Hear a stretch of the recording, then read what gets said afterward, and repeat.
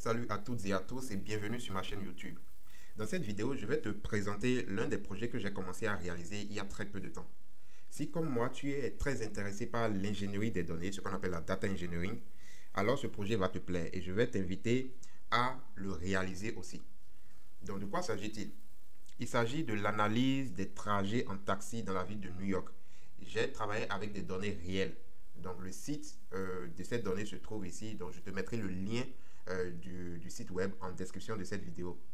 Et je tiens à rappeler que j'ai déjà réalisé 2 vidéos sur ce sujet-là. Donc je te mettrai aussi les liens de ces vidéos. Tu pourras aller checker pour avoir le contexte et même avoir un début de code. En fait, le code qui te permet de télécharger cette donnée à partir de Python. Donc je reviens à mon fichier PDF. Donc ici, je te parle un peu de l'introduction. Bon, bien évidemment, moi, j'écris souvent mes tests en anglais maintenant. Je préfère, c'est plus simple parce qu'on travaille dans un monde où quand même les ressources sont majoritairement en anglais, on va pas se mentir. Et, et aussi, c'est plus facile, je trouve, d'écrire en anglais qu'en français. D'accord? En data science, en tout cas, c'est plus simple. Donc ça, c'est mon avis personnel. Dis-moi en commentaire ce que tu en penses.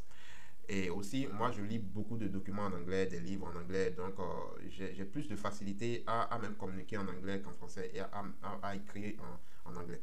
Donc, le scénario, il est tout simple. Tu t'imagines que, par exemple, tu es un nouveau data scientist qui vient d'être recruté dans une société de transport. Et cette société de transport, avant d'implanter son business à New York, veut analyser un peu les trajet en taxi de la ville. D'accord? C'est tout à fait normal. Quand vous commencez un business, quand vous voulez implanter un business, on fait souvent l'étude du marché. Donc, c'est de ça qu'il s'agit. Donc, on vous a recruté en tant que data scientist dans cette société de transport pour faire une étude de marché. D'accord? Pour dire, voilà, la ville de New York, en tout cas, possède des enregistrements des trajets en taxi. Et c'est disponible gratuitement, d'ailleurs, pourvu que vous le citiez. Et cette société de transport vous demande d'analyser ces données et d'en tirer le maximum d'informations possibles pour qu'elle puisse savoir comment aborder son business. La première partie de votre travail va consister à la collection des données et au processus ETL, donc extract, transform and load, donc extraction, transformation et chargement dans une base de données par exemple. Moi, j'ai utilisé la base de données PostgreSQL, d'accord? Vous pouvez utiliser tout ce que vous voulez, mais PostgreSQL, je pense que c'est le plus populaire. C'est le plus populaire, le système de gestion de base de données relationnelles le plus populaire au monde, en tout cas actuellement.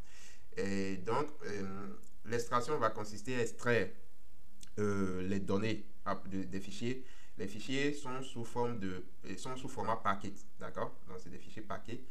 Et la transformation, donc vous allez faire les transformations requises et après charger dans une table dans votre base de données que vous avez créée. Ok? Donc ici, le schéma, il est quand même très parlant. Donc, vous avez des fichiers paquets. Moi, j'ai travaillé de 2019 à 2024. Sachant que pour chaque année, vous avez 12 mois. Donc, si vous prenez par exemple, moi j'ai travaillé avec les enregistrements pour les trajets en taxi jaune. D'accord? Donc, vous aurez pour chaque année 12 fichiers paquets. Et c'est des fichiers très lourds quand même, parce qu'on parle quand même de millions d'observations. Ok? Donc, il faut s'assurer que quand même vous avez la puissance de calcul, vous avez aussi un bon stockage.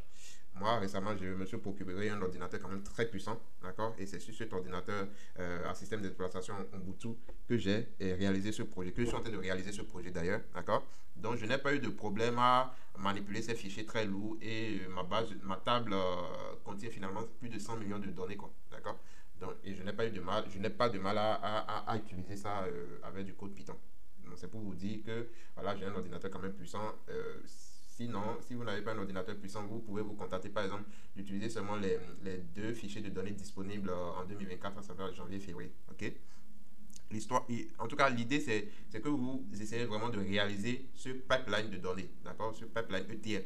Donc, je reviens sur le schéma.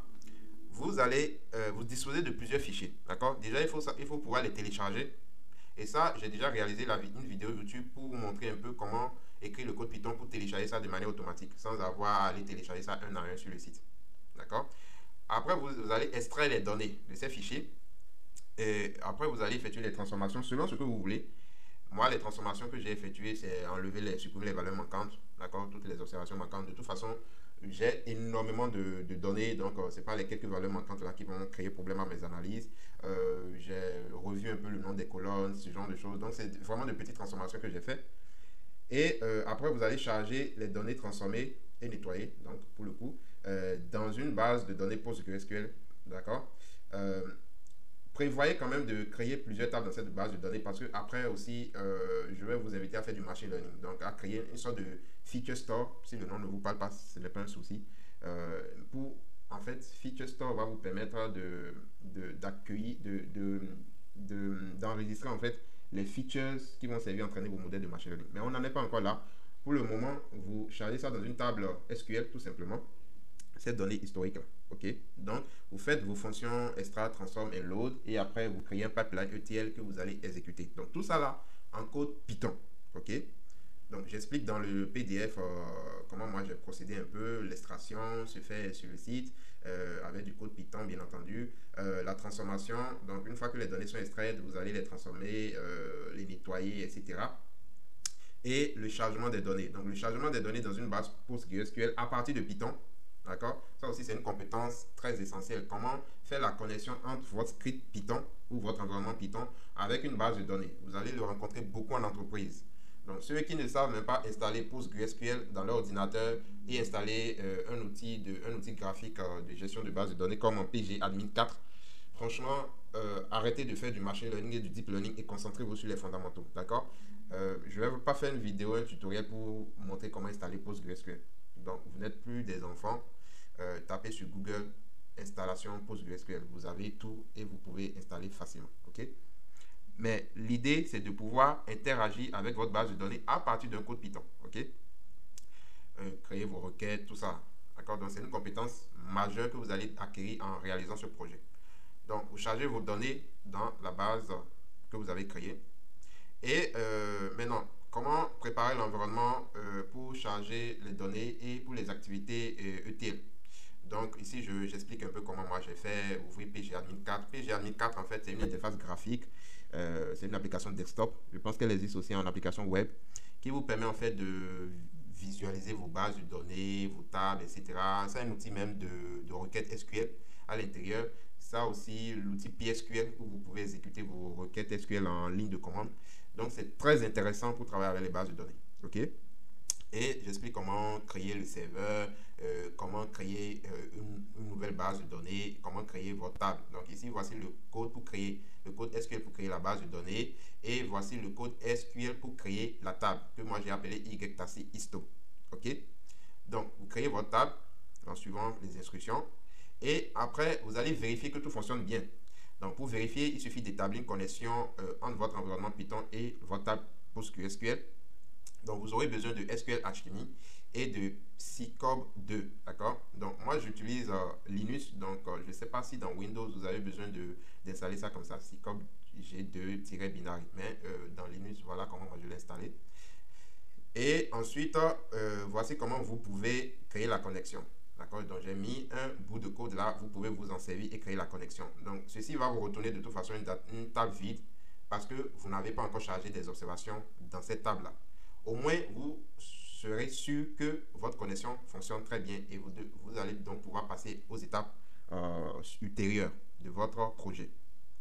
Donc, cette partie, elle est très importante. Donc, installation de PostgreSQL, installation de pgadmin 4, création d'un serveur, création d'une base de données, création d'une table, connexion de l'environnement Python à la table. Vous pouvez par exemple le réaliser par exemple dans un notebook. Ok, je travaille dans Visual Studio Code. Hein.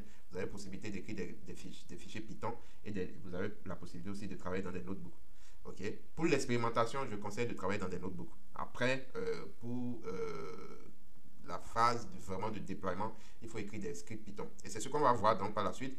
Donc, vous avez déjà un premier script pour télécharger les fichiers de données. J'ai déjà réalisé une vidéo sur ça. Je vous invite à aller regarder la vidéo, ça va vous donner une idée. J'ai appelé ce script-là download-datafiles.py. C'est un script Python qui me permet en fait de télécharger et d'enregistrer les fichiers de données. Donc, je rappelle que moi, j'ai travaillé de 2019, donc de janvier 2019 à l'année courante qui est 2024. Et à la date d'aujourd'hui, à l'heure où je vous parle, le dernier mois de données disponibles, c'est février 2024. Ok.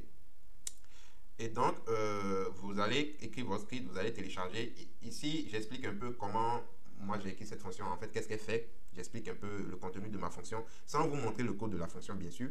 L'idée, c'est que vous lisiez ce document et que vous essayez de reproduire cette première étape du projet. C'est une étape capitale qui est de créer le pipeline de données qui va permettre de charger toutes les données dans une base. Quand on a les données en un seul lieu réuni, toutes les données en un seul lieu réuni, on peut maintenant faire de l'exploration des données et même construire un dashboard pour permettre aux utilisateurs d'interagir facilement avec ces données. Maintenant, une fois que j'ai téléchargé mes fichiers, que je les ai dans un dossier en local, je peux maintenant écrire mes fonctions ETL, d'accord? Fonction script ETL. Donc, j'ai nommé ça ETL fonction.py. J'ai une fonction qui s'appelle extract, dont l'objectif est d'extraire les données à partir d'un fichier paquet. J'ai une fonction transform, dont l'objectif est d'opérer quelques transformations. Ok, donc j'explique les transformations que moi j'ai effectuées. Et j'ai une fonction très importante qui est la fonction load qui va vous permettre de charger les données transformées dans votre table SQL. Et j'explique aussi comment moi j'ai créé cette fonction et pour vous guider un peu sur la manière dont vous pouvez écrire votre fonction aussi. Okay? Et pour finir, j'ai le pipeline ETL, donc le script ETL underscore pipeline.py. C'est ce script là en fait qui va exécuter tout le pipeline ETL, donc extraction, transform et load. Ok? J'explique aussi comment j'ai en fait qu'est-ce qu'il y a dans ce script là, qu'est-ce que j'ai écrit. Je vous explique tout ça. Tout ça c'est en anglais, mais franchement habituez-vous à l'anglais si vous voulez vraiment travailler dans la data science. Maintenant, après avoir écrit ces fichiers-là, vous devez les exécuter dans un ordre. La première chose, évidemment, c'est d'exécuter plutôt le fichier de téléchargement, le fichier Python qui permet le script Python, pardon, qui permet de télécharger les fichiers paquets. Vous téléchargez ça. La sortie de cette exécution sera un dossier contenant tous les fichiers paquets, d'accord? Tous les fichiers de données au format paquet. Et ensuite, vous allez exécuter le script ETL pipeline.py. Ce script, bien entendu, appelle le script fonction ETL, d'accord? Je remonte, appelle le script ETL fonction, donc où il y a les fonctions extract, transform et load, ok? Donc voilà, j'explique l'ordre d'exécution. Essayez de faire comme moi déjà dans un premier temps, et après vous allez voir qu'est-ce que vous pouvez améliorer à votre travail.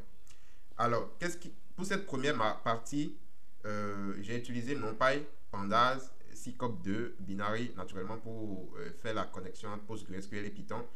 PyArrow, d'accord, pour lire les fichiers paquets, et Request et SQL Alchemy. Donc, ces paquets-là suffisent largement pour cette première partie de Data Engineering, ok?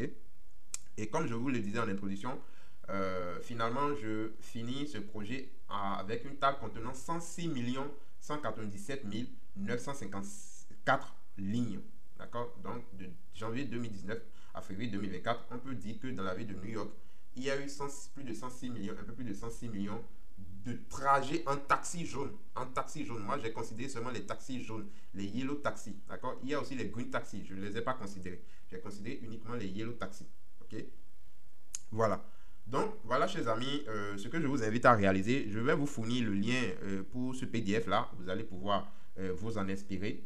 Et vraiment, ce que je veux que vous fassiez, c'est d'essayer de faire le projet, de réaliser le projet. C'est pour ça que je n'ai pas mis les codes, en fait, les codes des scripts, ok? Réfléchissez vous-même sur la base de ces indications. Réfléchissez et réalisez le projet. Vous pouvez venir en commentaire dans la vidéo pour discuter de votre réalisation. Et ça sera très bien d'ailleurs. Et aussi, j'ai créé un groupe WhatsApp où nous apprenons la data science. Si vous êtes intéressé, vous pouvez aussi rentrer dans ce groupe WhatsApp. On peut continuer la discussion là-bas et on peut continuer aussi l'apprentissage par rapport à ce projet. C'est très important. Aujourd'hui, si vous êtes un data scientist qui ne maîtrisez pas la data engineering, vous aurez beaucoup de problèmes. Ok, vous aurez beaucoup de problèmes. Arrêtez de faire le distinguo data scientist, data analyst, data ingénieur. Vous allez vous retrouver en entreprise. On va vous recruter en tant que data scientist. Mais franchement, si vous ne savez pas collecter les données, si vous ne savez pas créer des process ETL pour faire vos travaux, à moins que l'entreprise dispose d'un data ingénieur qui s'en occupe, franchement, vous aurez de problèmes. Vous aurez de problèmes. Essayez vraiment d'être un data scientist accompli en maîtrisant quand même tout l'ensemble du process, de la collection des données jusqu'à la délivrance de valeur. Et la deuxième partie va consister notamment à explorer ces données. Et la troisième partie va consister à créer un dashboard. Et après, nous allons entamer la partie machine learning. Donc, restez connectés sur la chaîne YouTube parce que je vais publier mon avancée sur ce projet que j'ai décidé de faire parce que j'apprends comme vous, hein. J'apprends toujours et j'aimerais qu'on apprenne ensemble en fait. Donc, je vous laisserai ce fichier, vous allez pouvoir le télécharger.